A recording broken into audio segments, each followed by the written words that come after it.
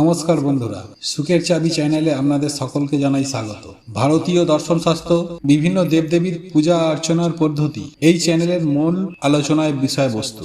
বন্ধুরা, যদি নতুন কিছু জানতে চান বা নতুন কিছু শিখতে চান তাহলে চ্যানেলটি সাবস্ক্রাইব অবশ্যই করুন।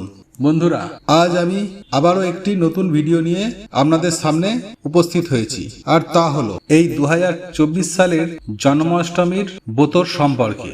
কোন দিন পালন করবেন এই জন্মাষ্টমীর ব্রত, আর কোন তারিখে পড়েছে এই জন্মাষ্টমীর ব্রত। 2024 সালে দুটি মত অনুসারে পালিত হবে মহা জন্মাষ্টমী। স্মার্ত ও গোস্বামী মতে পালনের সময়সূচি হলো, আসল কথা হচ্ছে যে জন্মাষ্টমীর পূর্ণাঙ্গ সময়সূচি এই ভিডিওতে জানিয়ে দেওয়া হবে, তথা এই জন্মাষ্টমী চলাকালীন ভুল করেও খাওয়া উচিত না, কোনো কারণেও মুখে তোলা যাবে না, সেই বিষয়ে আপনাদেরকে জানিয়ে দেওয়া হবে কোন খাবারগুলি খাবেন আর কোন খাবারগুলি খাবেন না। শাস্ত্র বলছে এই জন্মাষ্টমী চলাকালীন ব্রত পালন করুন বা না করুন, এই খাবারগুলি মুখে তুললে সারাটি জীবন দুঃখ, দুর্দশা ও দারিদ্রতায় জ্বলে মরবেন। চরম অশান্তি আপনাদের জীবনে নেমে আসবে। আপনাদের জীবনে কখনোই কোনো আর্থিক উন্নতি হবে না, উল্টে অবনতি হবে।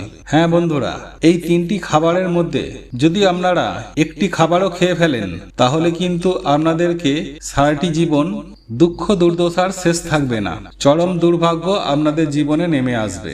বন্ধুরা, এই পবিত্র ভাদ্র মাসে কৃষ্ণপক্ষের অষ্টমী তিথিতে রোহিণী নক্ষত্রে পালন করা হয়ে থাকে শ্রীকৃষ্ণের জন্মাষ্টমী উৎসব। শ্রীকৃষ্ণের ভক্তরা এই দিন ধুমধাম করে তার পূজা অর্চনা করেন। অনেকেই এই দিনে বাড়ির গোপালের পূজা অর্চনা করেন। সুতরাং শাস্ত্র বলছে এই পবিত্র জন্মাষ্টমীর দিন এই খাবারগুলি কিন্তু আপনারা ভুল করেও মুখে তুলবেন না। দেখুন, শাস্ত্র মতে এই পবিত্র ভাদ্র মাস হলো অত্যন্ত গুরুত্বপূর্ণ একটি মাস, কারণ এই মাসেই আমাদের ধরাধামে স্বয়ং অবতীর্ণ হয়েছিলেন বা জন্ম নিয়েছিলেন পরমেশ্বর ভগবান শ্রীকৃষ্ণ। তিনি হলেন ভগবান নারায়ণের অষ্টম অবতার। দেখুন বন্ধুরা, শ্রীকৃষ্ণের আবির্ভাব তিথি বা জন্মাষ্টমী ব্রত পালন করছেন বা যারা পালন করছেন না তাদের উভয়কেই বলবো এই কয়েকটি খাবার ভুল করেও মুখে তুলবেন না, নতুবা সারাটি জীবন মাথা চাপড়ানো ছাড়া কোনো উপায় থাকবে না।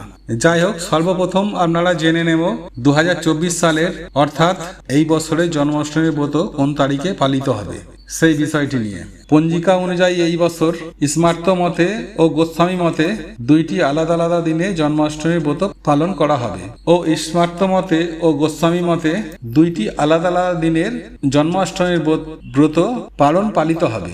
চলুন জেনে নেওয়া যাক স্মার্ত মতে জন্মাষ্টমীর ব্রত কবে পালিত হবে। বাংলার 9ই ভাদ্র 1431 ও ইংরাজির 26শে আগস্ট 2024 সোমবার পালিত হবে। স্মার্ত মতে শ্রী শ্রী কৃষ্ণাষ্টমীর ব্রত এই দিন অর্ধরাত্রিতে পূজার ও বসুন্ধরার জয়ন্তী যোগ। গোস্বামী মতে সপ্তমী বিদ্যায়তু পরের দিন শ্রী শ্রী জন্মাষ্টমীর ব্রত। অষ্টমী তিথি আরম্ভ হবে বাংলার 9ই ভাদ্র 1431 ও ইংরাজির 26শে আগস্ট 2024 সোমবার সকাল 8:36 গতে, আর অষ্টমী তিথি সমাপ্ত হবে পরদিন অর্থাৎ বাংলার 10ই ভাদ্র 1431 ও ইংরাজির 27শে আগস্ট 2024 মঙ্গলবার ভোর 6:49। এবার গোস্বামী মতে শ্রীকৃষ্ণের জন্মাষ্টমীর ব্রত পালন হবে বাংলার 10ই ভাদ্র 1431 ও ইংরাজির 27শে আগস্ট 2024 মঙ্গলবার দিবা 6:49 মধ্যে। গোস্বামী মতে শ্রী শ্রী শ্রীকৃষ্ণের জন্মাষ্টমী ব্রত দিবা 6:49 মধ্যে। পুণ্যত্রা গঙ্গা স্নান। রামানুজ সম্প্রদায়ের মতে শ্রী শ্রী কৃষ্ণ জয়ন্তী এই দিন শ্রী শ্রী লোকনাথ বাবার আবির্ভাব তিথি ও পূজা। এই দিন নবদ্বীপ ধামে শ্রী শ্রী গৌরাঙ্গ মহাপ্রভুর মন্দিরে ও শ্রী শ্রী গোবিন্দজির মন্দিরে উৎসব পালিত হয়। এবার স্মার্ত মতে ও গোস্বামী মতে শ্রী শ্রী জন্মাষ্টমীর ব্রতের পালনের সময়সূচি কি রয়েছে তা জানাচ্ছি। বাংলার 10ই ভাদ্র 1431 ও ইংরাজি 27শে আগস্ট 2024 মঙ্গলবার স্মার্ট মতে দিবা 6:49 মধ্যে শ্রী শ্রী জন্মাষ্টমীর ব্রতের পালনের সময় রয়েছে। আর পরদিন অর্থাৎ বাংলা 11ই ভাদ্র 1431 ও ইংরাজির 28শে আগস্ট 2024 বুধবার সকাল 6:33 মধ্যে শ্রী শ্রী কৃষ্ণ জন্মাষ্টমীর ব্রতের পালনের সময় রয়েছে। এটি হলো 2024 ও 1431 সালের জন্মাষ্টমীর পূর্ণাঙ্গ সময়সূচি। এবার চলুন বন্ধুরা জেনে নেওয়া যাক স্মার্ত মতে ও গোস্বামী মতে নন্দ উৎসব কবে পালিত হবে সেটাই জেনে নেওয়া যাক। বাংলার 10ই ভাদ্র 1431 ও ইংরাজির 27শে আগস্ট 2024 মঙ্গলবার সকাল 6:29 গতে। এবার চলুন বন্ধুরা স্মার্ত মতে ও গোস্বামী মতে নন্দ উৎসব কবে পালিত হবে সেটা জেনে নেওয়া যাক। বাংলার 10ই ভাদ্র 1431 ও ইংরাজির 27শে আগস্ট 2024 মঙ্গলবার সকাল 6:49 গতে স্মার্ত মতে নন্দ উৎসব পালিত হবে। বাংলার 11ই ভাদ্র 1431 ও ইংরাজির 28শে আগস্ট 2024 বুধবার গোস্বামী মতে ভোর 5:23 মধ্যে নন্দ উৎসব পালিত হবে। দেখুন বন্ধুরা, যাদের জীবনে অত্যন্ত চিন্তা রয়েছে, কষ্ট রয়েছে, সমস্যা রয়েছে, জীবন একেবারেই অশান্ত হয়ে পড়েছে, নানান দিক থেকে সমস্যা আপনাদেরকে ঘিরে ধরেছে, অশান্তিতে জীবন যাপন কাটাচ্ছেন, তারা অবশ্যই আজকের এই ভিডিওটি মনোযোগ সহকারে শেষ পর্যন্ত দেখতে থাকুন।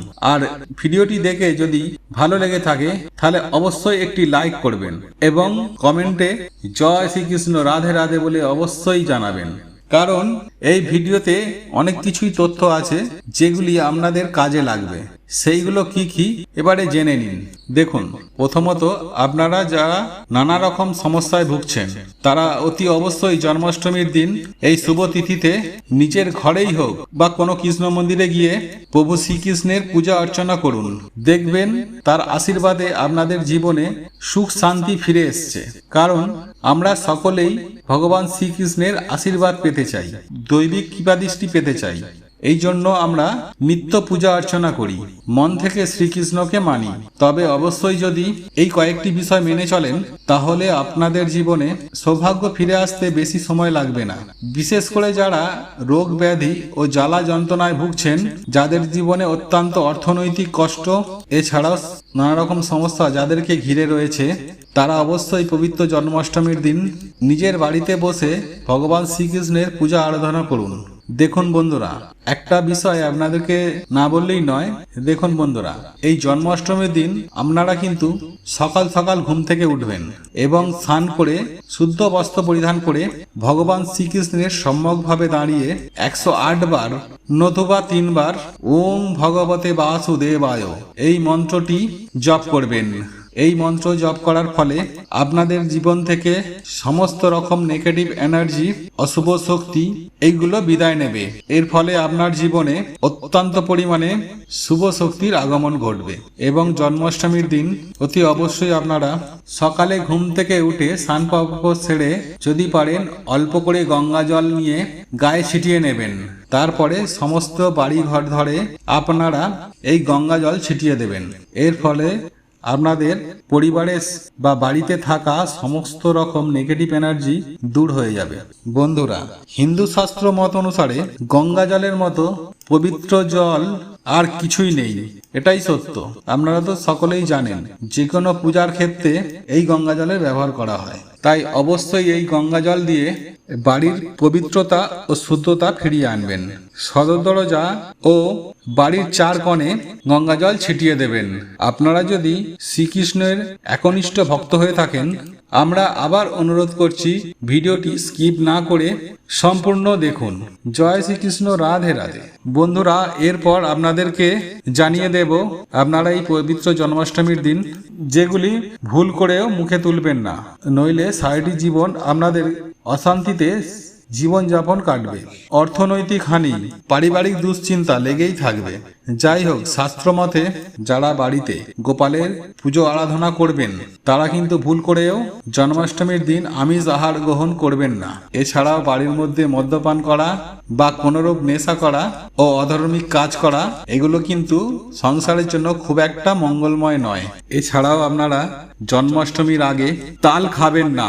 তালের বড়া বা তালের ফুরলি একদমই মুখে তুলবেন না, কারণ ভগবান শ্রীকৃষ্ণের অতি প্রিয় এই তাল। ভগবান শ্রীকৃষ্ণের নৈবেদ্য তালের নানা রকম পদ দিয়ে তৈরি করা হয়, তাকে নিবেদন করা হয়। তাই আপনাদেরকে বলছি, প্রথমে ভগবান শ্রীকৃষ্ণকে দিন, তারপরে সেটিকে আপনারা প্রসাদ হিসাবে গ্রহণ করুন সেই সব তালের দ্রব্য। জন্মাষ্টমীর দিন ভুল করেও তালের কোনো খাবার খাবেন না। অবশ্যই ব্রত শেষ হওয়ার পর যদি আপনারা তালের জিনিস খান তাতে কোনো সমস্যা নেই, কিন্তু জন্মাষ্টমীর দিন কিন্তু তালের তৈরি খাবার খেতে নেই। যদি আপনারা এই ভুলটি করে থাকেন, এই জন্মাষ্টমীর ব্রতর আগে তালের কোনো জিনিস খেয়ে থাকেন, তাহলে বুঝবেন আপনার পরিবারের ওপর ঘোর অমঙ্গল নেমে আসতে বাধ্য। চরম ক্ষতি হতে পারে আপনাদের জীবনে, সাংসারিক জীবনে, দাম্পত্য জীবনে অর্থাভাব নেমে আসবে। তাই বন্ধুরা, সুস্থভাবে নীরবভাবে জীবনযাপন করতে অতি অবশ্যই এই কাজগুলিকে একটু এড়িয়ে চলার চেষ্টা করুন। এমনকি যারা জন্মাষ্টমী ব্রত পালন করছেন না, তাদেরও কিন্তু এই দিন অন্ন ভাত গ্রহণ করা একেবারেই উচিত না। একাদশী তিথি বা জন্মাষ্টমী তিথিতে ভাত বা যবের তৈরি খাবার শাস্ত্রমতে নিষিদ্ধ করা হয়েছে। তাই আপনারা এই পবিত্র জন্মাষ্টমীর ব্রত পালন করুন বা নাই করুন, ভুল করে কিন্তু এগুলো আপনারা খেতে যাবেন না। প্রিয় দর্শক বন্ধুরা, আমরা প্রত্যেকেই জীবনে কি চাই? সুখ, শান্তি, সমৃদ্ধি এইসবই চাই, আর সুস্থ সবল নিরোগ হয়ে সারা জীবন যাপন কাটাতে চাই, এই পৃথিবীতে শান্তিতে বেঁচে থাকতে চাই। কিন্তু তবুও এমন কিছু ভুল কাজ আমরা করে ফেলি, যার কারণে কিন্তু নিজেদের দুর্ভাগ্যর কারণ আমরা নিজেরাই হয়ে যাই। তাই দুর্ভাগ্যকে সরিয়ে সৌভাগ্যের উদয় ঘটাতে এই তালের তৈরি জিনিস বা কোনো আমিষ জাতীয় খাবার, মদ্যপান, নেশা, ভাঙ এসবগুলো জন্মাষ্টমীর দিনই ভুল করে মুখে তুলবেন না, এইগুলি খাবেন না। এছাড়াও জন্মাষ্টমীর দিন নারিকেল খাবেন না, নারিকেল খেতে নেই। এছাড়াও আপনাদেরকে আরেকটি বিষয় জানিয়ে রাখি, জন্মাষ্টমীর দিন ভুল করেও পঞ্চ রবি শস্য মুখে তুলবেন না। তাহলে দেখবেন শ্রীকৃষ্ণের আশীর্বাদে আপনাদের জীবনে সার্বিক উন্নতি ঘটবে, অখণ্ড সৌভাগ্যের অধিকারী হবেন, সাথে জীবনে সুখ, শান্তি, সমৃদ্ধির বৃদ্ধি হবে, নানা রকম সকল প্রকার বিপদের হাত থেকে রক্ষা পাবেন। আর ঠিক তেমনি সারাটি জীবন সুস্থ ও নীরোগ থাকবেন পরমেশ্বর ভগবান শ্রীকৃষ্ণের কৃপায়। আপনি যদি আপনার পরিবারের উন্নতি চান, সুখ সমৃদ্ধি চান, তাহলে এই নিয়মগুলি অবশ্যই পালন করবেন। বন্ধুরা, আজকের ভিডিওটি এখানেই শেষ করলাম। আর এই ভিডিওটি থেকে যদি আপনারা কোনো উপকৃত হন, তাহলে অবশ্যই একটি লাইক করবেন আর আপনজনদের সাথে শেয়ার করবেন, যাতে তারাও এই ভিডিওটি দেখে উপকৃত হয়। ভগবান শ্রীকৃষ্ণ আপনাদের মঙ্গল করুন। আপনারা ভালো থাকুন, সুস্থ থাকুন।